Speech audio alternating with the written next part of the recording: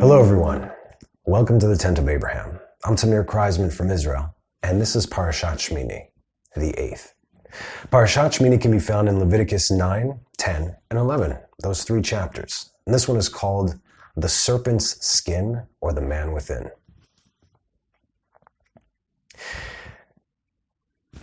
ויהי ביום השמיני קרא משה לאהרון ולבניו ולזקני ישראל. ויאמר אל אהרון, קח לך עגל בן בקר לחטאת ואי לעולה תמימים, והקרב לפני אדוני. ואל בני ישראל תדבר לאמור, קחו שעיר עזים לחטאת ועגל וכבש בני שנה תמימים לעולה. ושובי לשלמים, לזבוח לפני אדוני ומנחה בלולה בשמן, כי היום אדוני נראה לכם. Yeah, so Parashat Shmini, particularly close to my heart. It was exactly 27 years ago that I read this Parasha in synagogue. This is my bar mitzvah Parasha. My father taught me. Surprisingly, I wasn't such a difficult student. Who would have thunk it?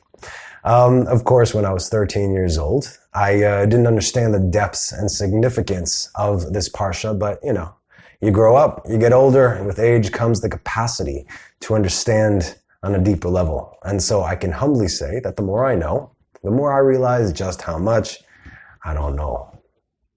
But that's not going to stop me from knowing less. The serpent will always pursue us, so long as we pursue the truth. So, by default, if you're not pursuing God, then who or what are you pursuing? Not God, which means whatever it is, it's a lie.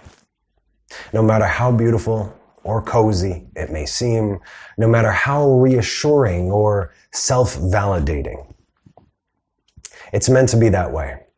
It's not going to come at you with warning signs. It doesn't do that, like, hey, no. And even if you did, would you listen? Do you listen? Are you listening right now? See, I promised you guys an answer from last week about the 8th. Why the 8th day? I'm going to give it to you. We know that today, the 8th day, it's the first day of the first month, which is Nisan.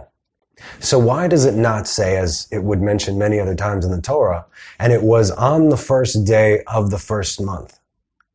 Because it wasn't that day in particular that was important, but rather the 8th day. That's what matters here. So, we asked the question last week of how come there were 7 days of preparation as opposed to the commonly found 6 days to mirror the creation, the Shabbat, so you have the 6 plus 1. The straight up answer to this question is because while 6 represents the number of man, 7 represents creation, nature, if you will, but 8 represents infinity. As in outside or above nature. Another way to look at it is not governed by nature. Now God uses nature to handle the nations, right? We have tsunamis and earthquakes, volcanoes, hailstorms, floods, hurricanes. Look what's happening in the world right now. Iran just had a flood, right? Iran, Persia, Purim. And he uses the nations to handle Israel, i.e. anti-Semitism. Just like in the wilderness, when God sent Amalek after Israel because they forgot that he just delivered them and what he did for them 5 minutes ago. And just like he sent the spirit of Amalek in the form of Haman after the Jews in Persia, because they forgot who they were. Are we all aware of what's going on in Israel right now? Rockets flying above, hitting houses. Who's hitting Israel? It's the nations. Who's hitting the nations? It's God. This is to remind us of who we need to be praying to. And it's not the technicians of the Iron Dome, okay? It's not the mighty Israeli army, but the God of Israel, who is our true keeper, for he never slumbers nor sleeps. Yes, it's good to have all those devices, but again, God is the one that will take the rocket to and fro. So, back to the 8th. The number 8 It's the sign of infinity, right? And it is the everlasting link between the creator and the created, from the heavenly to the earthly and back up again. Now, shmona in Hebrew, 8, also possesses several words within that word. Now, if you remove the vav, again, we're going to see a lot of vav here, which is the number of man. Vav is 6. If you remove the vav from the word, which represents 6, the number of man, you get neshama. It's the same letters as neshama, soul, or shemin, hay, like the hay that God gave from his name to Abraham, the oil of God. This oil, as we had discussed plenty of times in previous teachings, is the stuff that enables our spark to burn and connects us with the eternal flame that is God. Now, just like the 8 days of Hanukkah, right? This shows us that God is above nature, and we can and will be there as well if, and again, it's always an if we follow his commands. Now, let's not forget the very first mitzvah that we do in our lives as Jews. What's the first thing? What happened to me when I was 8 days old? Huh? Right? Well, not even, but, anyway. Yeah, we get circumcised. Okay? So what does it say in Genesis 17? Genesis 17 says, "And God said to Abraham, and you shall keep my covenant, you and your seed, zara'acha, after you, throughout their generations. This is my covenant which you shall observe between me and between you and between your seed after you, that every male among you be circumcised." So first, God puts an emphasis on the actual seed of Abraham. But wait, there's more. "And you shall circumcise the flesh of your foreskin, and it shall be as a sign of a covenant between me and between you." Fantastic. "At the age of 8 days, every male shall be circumcised to you throughout your generations, one," pay attention, "that is born into the house, or one that is purchased with money from any foreigner who is not of your seed." Do you understand? "Those born in the house and those purchased for money shall be circumcised." Who's been purchased with the price? "And my covenant shall be in your flesh as an everlasting covenant." God's words, in your flesh as an everlasting covenant. "And an uncircumcised male who will not circumcise the flesh of his foreskin, that life will be cut off from its people," i.e. Israel. "He has broken my covenant." Pardon the raspiness, I'm sort of getting over something. So there's a reason that we get cut down there, as inconvenient of a spot as it may be. But it's the actual seed. It's the reproductive organ. It's the bloodline. And it mentions it twice. But it's also those who have been purchased with a price, who are not from the seed of Abraham, but who live in his house. That's why it mentions it once. In other words, there is an equal standing here. This is what I'm trying to show you. There's an equal standing in the covenant between God and between Abraham and his seed, who were born or who were purchased. Okay. That's why God emphasizes this again. "My covenant shall be in your flesh as an eternal covenant." Eternal. Eternity. 8 days. Okay? This is not something that anyone has undone. God's words are forever. They cannot be changed.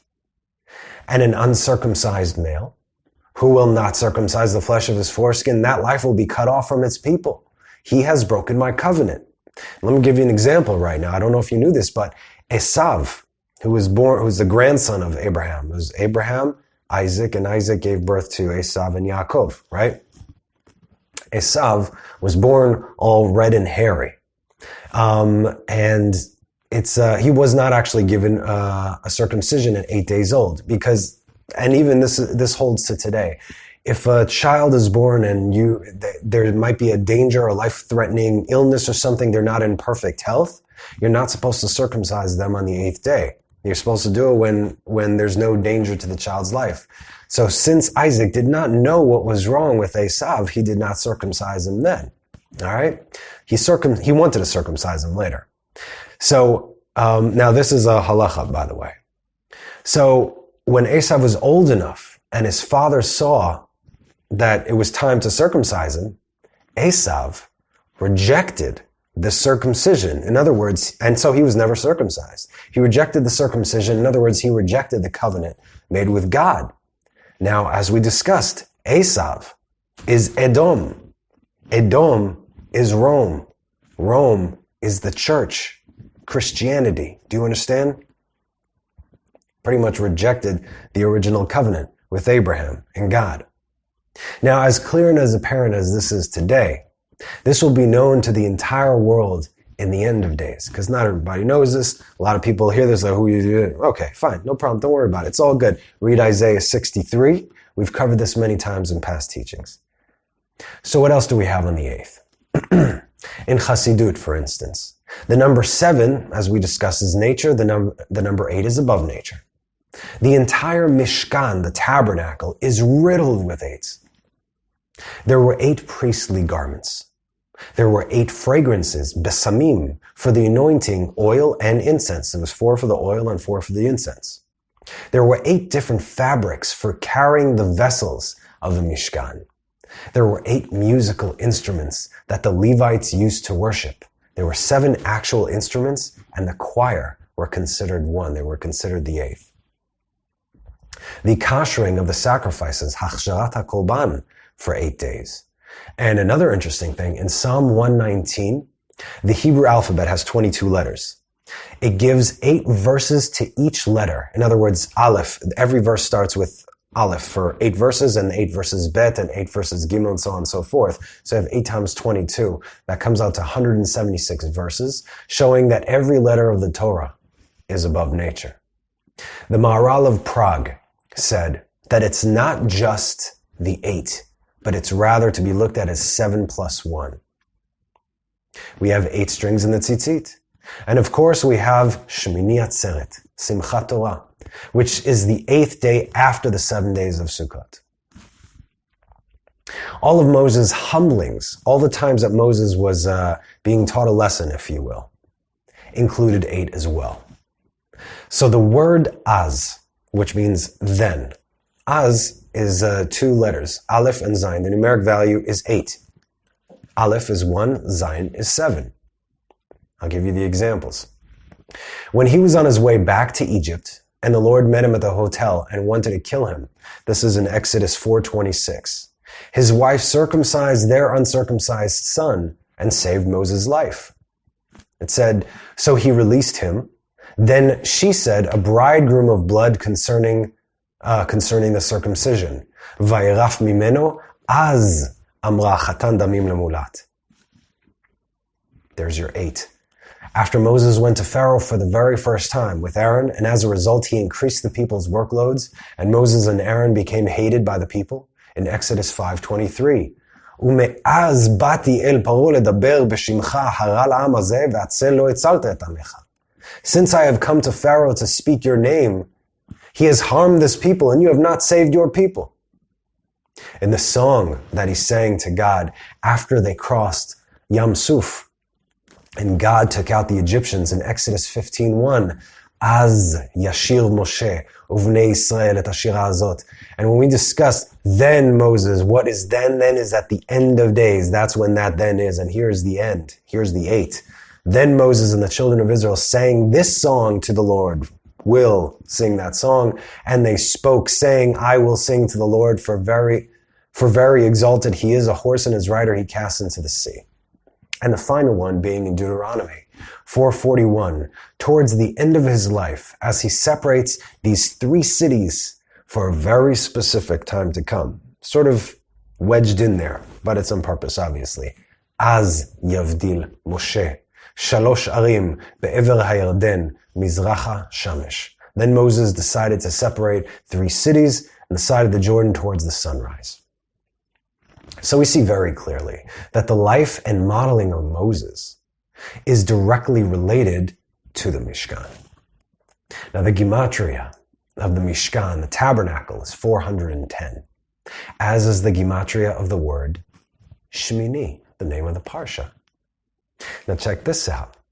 The gematria of Vayehi Bayom HaShmini and it was on the 8th day, the first 3 letters of the Parsha, that gematria is equal to 504, which is the same as the word mekadishchem, make you holy.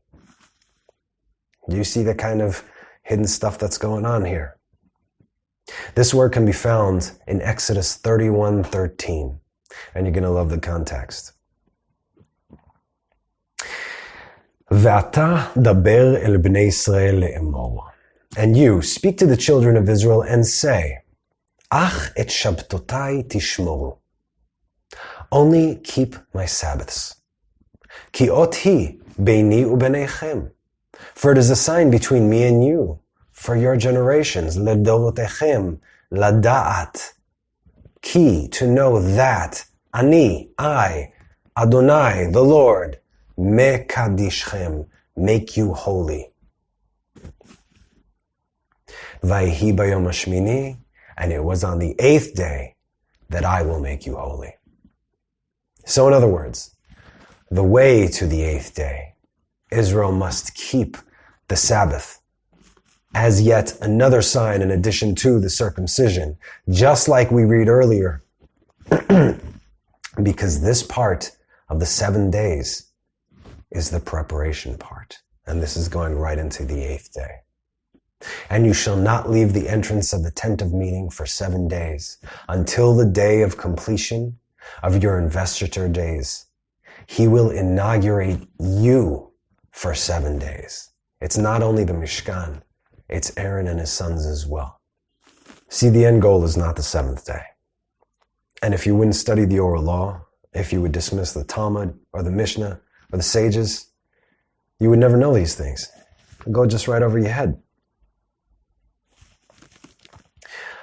Another way to understand this, even though the word is pronounced mekadishchem, make you holy, since the Torah has no vowels, it can also be read as, and this is just a hint, mikdashchem, as in your temple.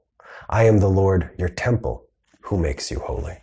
Now, we do read it mekadishchem, but again, there are no vowels on purpose, so it can be read that same way. Nobody talks about it, it's just I'm bringing this to you. So, sure, we are the Lord's temple on earth, but he is our temple in heaven, you understand? The 7 is the gathering. The 8 is the solidification. It's a becoming one with the singularity. And so, I'd like to tell you a story of what happened on the 8th day. And it was on the 8th day that Moses summoned Aaron and his sons and the elders of Israel. And he said to Aaron, take for yourself a bull calf as a sin offering and a ram as a burnt offering, both unblemished, and bring them near before the Lord. And to the children of Israel you shall speak, saying, take a he-goat as a sin offering and a calf and a lamb, both in their first year and both unblemished as a burnt offering, and an ox and a ram as peace offerings to slaughter before the Lord, and a meal offering mixed with oil, for today the Lord is appearing to you. That was verses 1 through 4 in the beginning of the Parasha. For today the Lord is appearing to you. That's a pretty strong hint right here. And it was on the 8th day. That what? Today. This right here is the culmination of everything that has happened since creation of man up until this point. Dots. The serpent is sent to deceive, and man is deceived. Man becomes mortal and is expelled from the Garden of Eden. Man toils the earth. The earth becomes corrupt. Or should I say, corrupt man toils the earth becomes corrupt. God cleanses the earth with a flood. The corruption of man is already within him in his DNA. And it is man who has to make the choice. Abraham chooses God. Covenants were sealed, promises were made, prophecies have been given and fulfilled. The restoration of all of creation has begun. Abraham is being perfected through Isaac, Isaac through Jacob, Jacob through Joseph. All of Israel are being perfected. Again, being perfected. This is a process that we are currently going through. Being perfected through Moses, and Moses through the Torah. When Moses receives the Torah, something happens. He also receives the blueprints for the Mishkan. The Mishkan has been built. The 7 days of purification are up. Now is the time. Right now. For today the Lord is appearing to you. And Aaron lifted up his hands towards the people and blessed them. He then descended from preparing the sin offering, the burnt offering, and the peace offering. So this is it. Aaron and his sons were doing everything that Moses had commanded them to do. Then this next verse comes in, verse 23. And Moses and Aaron went into the tent of meeting. Vayavo Moshe ve'Aaron elo el moed. Then they came out and blessed the people, and the glory of the Lord appeared to all the people. Now, why'd they go into this tent of meeting together? See, this was supposed to be Aaron's show. Moses told them everything to do, and they were supposed to go and do it. But you notice how it says in the previous pasuk? I totally missed it. I'm reading it right now. It says, Vayavalchemni, bless him, Vayered. Vayered. And he went down. Why did he ascend?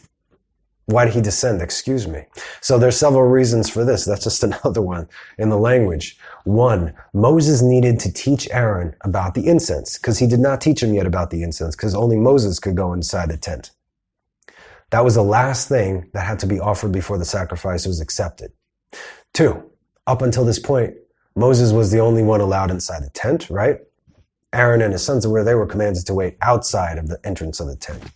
Three, up until this point, Moses was considered to be the very first priest of Israel, as all the sacrifices thus far had been done by his hands. And four, Moses was so sensitive to his surroundings that he knew that Aaron still did not feel clean and worthy after the golden calf. So he entered with his brother completely inconspicuously, not to cause him shame or anything like that in front of the people. And he prayed for him before God. And then they came out and blessed the people, and the glory of the Lord appeared to the people. Because when Aaron was supposed to do it, that's when the glory of the Lord was supposed to appear. But it didn't happen. So just like nothing is wrong, Moses just went with his brother inside. This is all part of the show. So yay, happy day, right? Okay, well, pause. Remember how we learned that the book of Leviticus is equivalent to creation, the Torah, and the resurrection? It's the three first books in one. The book of Genesis is the book of creation. Exodus is the book of the Torah, and Leviticus is the book of the resurrection. But Leviticus is also the equivalent to all three of them. Now, you remember how we learned that it's also called the book of the priests, Sefer HaKohanim? Do you remember how we learned that it's the third and middle of 5 books of Moses? Do you remember how we learned that it's considered to be the heart of the Torah? So right here, in this very Parsha, we have 2 other milestones. We have the middle of the Torah in words, and we have the middle of the Torah in letters. So we're going to see the heart of the heart of the heart. The middle of the Torah in Tevot, in words, can be found in chapter 10, verses 16. I'll read the Hebrew, then I'll read the English. Ve'et se'ir ha'chatat darosh darash Moshe, ve'hine saraf va'iktsof al Elazar va'al Itamar bnei Aaron hanotarim le'emor. And Moses thoroughly investigated concerning the sin offering, he-goat, and behold, it had been burnt. So he was angry with Elazar and Itamar, Aaron's surviving sons, saying. So that's verse 16. Now the middle splits exactly in the middle between the 2 words darosh darash, which are spelled exactly the same, daled resh shin. What is the translation in English? Thoroughly investigated. I like that translation, okay? Darosh darash, thoroughly investigated. So what are we to learn from the heart of hearts of the Torah? Thoroughly investigate. That's what it is. It's right here in the middle. So you have a darosh for one side, and you have a darosh for another side. And they're both equally as important. And even more so, since Moses thoroughly investigated darosh darash, then so must we do the same. We're supposed to do as he does, because God saw him and God approved of him. So, that was the middle of the Torah in words. But what about letters? It gets even more interesting. The middle of the Torah in letters can be found in chapter 11, verses 42.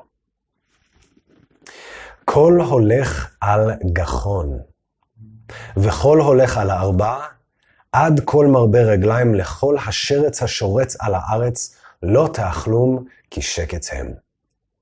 Any creature that goes on its belly, and any creature that walks on four legs, and any creature that has many legs among all creeping creatures that creep on the ground, you shall not eat, for they are an abomination. The middle letter of the Torah, the letter that is right in the middle, is the letter Vav. Again, 6, the number of man. And it's right in the middle of the word Gachon, belly. You understand? I'll explain. It's right in the middle of the word Gachon, belly.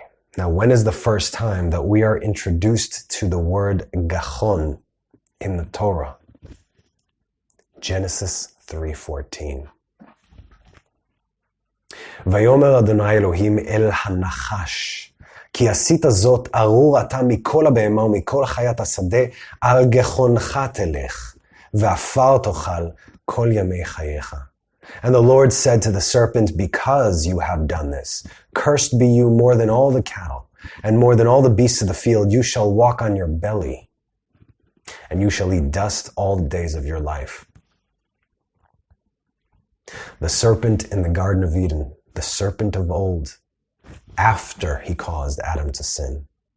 Now ask yourself, why oh why? Is there a direct reference to the serpent in the heart of the hearts of the Torah, specifically in Parashat Shmini? Now ask yourself, I don't have an answer. I'll give you my opinion later on, but think about this right now. I want it to bug you. I'll give it to you, like I said, in the end, I don't want to focus on that right now. But rather, I want to focus on the outcome. By the time we get to the end, you'll understand where I'm going. All right, now that we have that, let's get back to our story. And Moses and Aaron went into the tent of the meeting, and they came out and blessed the people, and the glory of the Lord appeared to all the people. And fire went forth from before the Lord, and consumed the burnt offering, and the fats upon the altar. And all the people saw, sang praises, and fell upon their faces. Okay. 2 things that I saw that stood out to me. And the glory of the Lord appeared to all the people, and all the people saw. Okay? So we have an emphasis on all the people. This is truly a moment to remember. All the people saw and witnessed this. Every last one. The Mishkan had been built. And Aaron and his sons have been consecrated for 7 days before the Lord. This was Aaron's inauguration just as much as it was the Mishkan. Again, who is the temple? They both are. They're on the highest spiritual plane right now, Aaron and his sons, that a man can be aside from Moses on Mount Sinai. 7 days of purification right over there. Completely basking in everything that is spirit and nothing that is flesh. Their focus on serving God is so pure and so true. Their senses are acute. They have been deemed worthy to serve God by God himself. But then, out of nowhere, we get the next verse. Chapter 10, verse 1. And Aaron's sons, Nadav and Avihu, each took his pan, put fire in them, and placed incense upon it. And they brought before the Lord foreign fire, which he had not commanded them. What's happening right now? All eyes are on them. How could this be? Now here's the thing we have to learn from this verse, because there are many different interpretations as to what went wrong, why and how they sinned. But the bottom line is this: which he had not commanded them. Yes, they brought the foreign fire and all that, but they were not commanded to do so. The good intentions do not matter. Listen to me. Good intentions do not matter when it comes to the obedience of the Word of God. You make up your own stuff, that's called replacement theology. Read the next verse and see what happens to that. This is the law. This is what God commanded. His instructions, he gave them for a very specific reason. And they just broke it for whatever reason. It doesn't matter. But, like all things in the Torah, there's a twist, right? Now I'll give you a hint. Did God not know, you'll see what I'm doing, did God not know that Adam would be expelled from the garden? Obviously he did. Was it not necessary for Adam to die? For on the day that you eat of it, surely you will die. That was a sacrifice. And so was this. And fire went forth from before the Lord and consumed them, and they died before the Lord. The same fire that had just accepted the sacrifices of Aaron for the people had taken his sons. ותצא אש מלפני אדוני ותאכל אותם וימותו לפני אדוני. Now please don't get me wrong. There's a distinction between the two. One is for accepting the sacrifices and the other is for passing judgment. However, the source of this fire is the same source. This was God's perfect judgment. Fire with fire. They brought foreign fire. They died by holy fire. Sort of a cleansing process, if you will. Excuse me. Our sages say that there were like two bolts of lightning, that they came out. And as they approached them, the fire split into two at the ends, each going into the nostrils of Nadav and Avihu. Now, I don't know about you. Nobody mentions this. I just thought about this when I was doing it. It's like a serpent's tongue. You see what I'm saying? Like a long thing and it splits at the end. Anyway, I don't know why, but whatever. Maybe it's relevant, maybe not. Take it however you will. Anyway, the fire went inside their nostrils and it took the life right out of their bodies. They dropped right then and there, leaving their physical bodies and their priestly garments completely unburnt. It's just like they, boom, soul gone. Now, this also happened before they actually contaminated the altar, but while they were on their way to do it. So this was a prevention, if you will. This was a mercy, because could you imagine what would happen if they actually did do that? So, bam, just like that, Aaron's two eldest sons dropped dead right before his eyes. That's when the revelation that Moses had previously received had been revealed to him. You understand what I said? We discussed this in the past several weeks. Sometimes we see or hear something and we don't understand until later on. This is what happens here right now with Moses. Vayomer Moshe el Aharon, the very next verse. Hu asher diber Adonai le'emor, b'krovai ekadesh, ve'al pnei kol ha'am echabed. Vayidom Aharon. Then Moses said to Aaron, this is what the Lord spoke when he said, I will be sanctified through those near me, and before all the people I will be glorified. And Aaron was silent. God works on a need-to-know basis. Whoever hears a specific call, whoever is given a specific task, right? We're all called to do different things. Need-to-know basis. I don't need to know what you're doing. You don't need to know what I'm doing. What's good for you is not good for me, and so on and so forth. So we're going to see later on in the book of Numbers how Pinchas, for instance, heard the call and Moses didn't. It's okay. On a need-to-know basis. Now, other times, like I said, we receive revelations from God, but we don't understand what they mean until things start to fall into place. So when Moses was on Mount Sinai, God told him, I will be sanctified through those near to me. Now Moses explained this to Aaron, saying, I thought that he was talking about you and me. This is what Chazal say. I thought he was talking about you and me, who would sanctify this house. Because who is nearer to God than Moses and Aaron? Now I know that God was speaking of Nadav and Avihu, whose death sanctified and glorified God before all the people. And because of their death, they are greater than both you and I, Moses says to Aaron. And the only way that someone's death can give glory to God is if that someone was considered a tzaddik, a righteous person. Their deaths made them holy. So how do we do this? How do we know this? Because their deaths were an atonement for their sins, as mentioned in Yom Kippur, the Day of Atonement. We read about this on the holiest day, on the Day of Atonement, and here's something beautiful for you, to give even more glory to God. Just like the same source of fire serves a dual purpose, so have the 7 days of consecration that Aaron and his 4 sons went through, serving as days of mourning for the future passing of his sons. It was retroactively, if you will. No, it was for the future. You know what I'm saying. Then Moses said to Aaron, this is what the Lord spoke. He explained all this to him. I will be sanctified through those near me, and therefore all the people will be glorified. And Aaron was silent.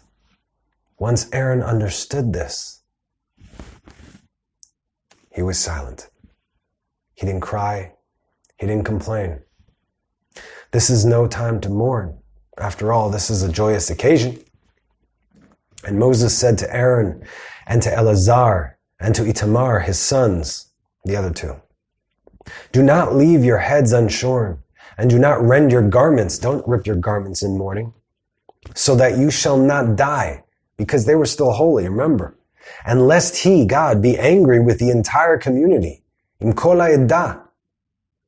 But your brothers, the entire house of Israel, shall bewail the fire that the Lord has burned. If they were to sin right now, everybody else would have gone up in smoke. So it's business as usual for you guys. Of course, it's harsh. Aaron's a father. He just lost 2 of his children. But he's also the high priest of Israel. And from here on out, it is he who will be responsible for all Israel's sanctification and to pray on their behalf every year on Yom Kippur. And interestingly enough, the high priest enters the Holy of Holies only on Yom Kippur. However, Aaron, because he was the first and, the greatest, he could enter anytime throughout the year. He just had to go through the 7 days of sanctification. Just so you know. So, the inauguration of the Mishkan had been sanctified, not only through Aaron, but also by the deaths of Nadav and Avihu. So, how does this narrative tie into our Parsha? The Parsha can be divided into 3 parts. 1, chapter 9, Aaron brings forth the sacrifices upon the Mishkan. 2, chapter 10, Nadav and Avihu's death, and then we have more laws for the priests, what they can and what they can't do. And 3, chapter 11, the laws of eating pure or impure animals. So this third one usually is overlooked by most, but that's understandable since these are laws of kashrut. This is part of the law, and thus only relevant to the Jewish people who are bound by the law. It's good to learn about it though. In this part, God brings forth all the life that he has created, all the living things that he's created. And just like in the Garden of Eden, he has placed man above them all. Now, we've discussed this before, that whenever we bless something, whether it be water or anything else from the earth, right? An apple, shakol, borei pri adama, and we bless it, we elevate its status. But when it comes to other living things, such as the beasts of the field, the birds of the air, or the fish of the sea, not only do we elevate their status, but they elevate ours. That's why God gave us specific commands to eat and not eat specific things. To differ between the tahol, the pure, and the tameh, the filth, the unholy, if you will, or the impure. The word impure it doesn't quite cut it when it comes to the word tameh. But you have to understand, it's not that the permissible animals themselves are holy. It's through the laws of kashrut. It's the law itself that makes them holy. So it's not just enough to say, okay, I don't eat pork, I eat cow, I eat kosher. That's not what that means at all. Did the cow that you're eating go through the purification process? Why is this all important? The bottom line is, and we'll explain, but the bottom line is, because the Holy One, blessed be He, said so. That's it. Why? Because I said so. That's it. You can take it or leave it. So going back now to 1142, right, where it said, Kol holech al gachon, all who walk on their belly, right in the middle letter. Among all creeping creatures that creep on the ground, you shall not eat. This is pretty much almost at the end of the list, of all the detailed list. For they are an abomination. And if you eat them, you become an abomination to God. Next verse, 43. You shall not make yourselves abominable with any creeping creatures that creeps, and you shall not defile yourselves with them, that you should become unclean through them. Children of Israel, you are what you eat. So guard yourselves. And why? Next verse. For I am the Lord your God, and you shall sanctify yourselves and be holy. Why? Because I am holy, and you shall not defile yourselves through any creeping creatures that crawl on the ground. 45, for I am the Lord who has brought you up from the land of Egypt to be your God. Thus you shall be holy, because I am holy. Okay, so got it, right? So first we can understand the fact that God repeats himself here verbatim, that it's not a joking matter. And this is not to be taken lightly, not at all. This isn't just about a healthy diet. Please, don't misunderstand. So we can live longer and serve God better.